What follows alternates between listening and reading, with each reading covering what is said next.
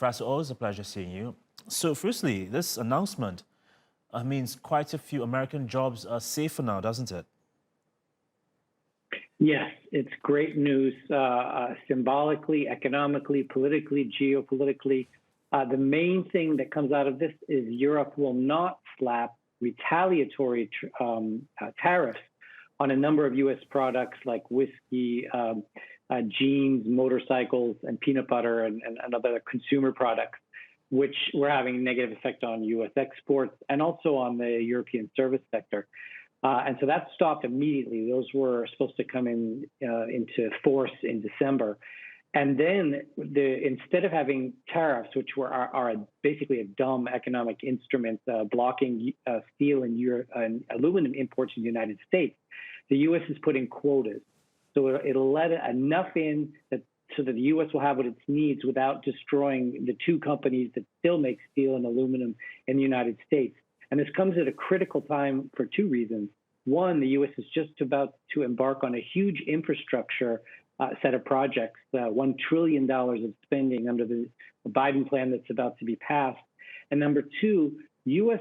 Steel and aluminum and European steel and aluminum tends to be better for the environment as opposed to Chinese steel made with coal-fired processes. So right before Glasgow, it's good that steel will be less harmful to the environment, steel and aluminum. Yeah, how does this deal affect Chinese steel exports? Well, basically, the Chinese have been dumping it around the world for a number of reasons. They have the capacity. And again, it's tied to their coal-fired plants, which are really bad for the environment.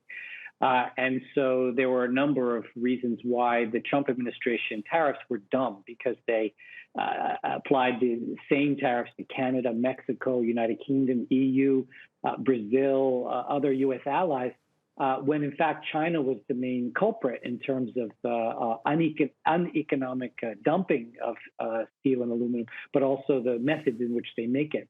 And so now with greater coordination between the EU and U.S., an improvement of something like $1.4 billion a month in economic performance for the two sides, and focusing these efforts on China as the main perpetrator of these trade distorting practices that they have, the focus is in the right place. And also, Trump had invoked these tariffs for national security reasons, basically arguing under a 1950s U.S. law that the U.S. should be able to have its own industry for national security reasons. And Canada and the EU had been saying, but we're your allies. We should be able to produce things you need. And I thought that was always a quite convincing argument. It's not like all of these countries are going to declare war on the United States. But all of this stemmed out of Trump's America First policy, which basically saw every other country as equally threatening. The Biden administration, Professor, also says this deal with the EU will create a framework for carbon intensity to be taken into account in future steel and aluminium negotiations. How significant is the agreement in tackling the climate crisis, you think?